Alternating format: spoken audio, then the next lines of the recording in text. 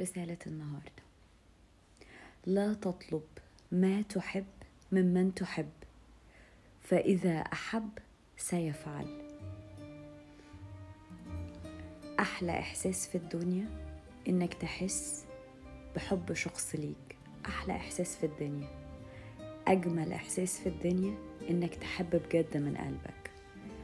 ولو حبيت وتحبيت بنفس الطريقة يبقى أحلى شعور ممكن تحسه في الدنيا. لكن لما بتحب وبتبقى بتبذل مجهود علشان تتحب بنفس الطريقة، بتتوجع على قد الحب اللي انت حبيته.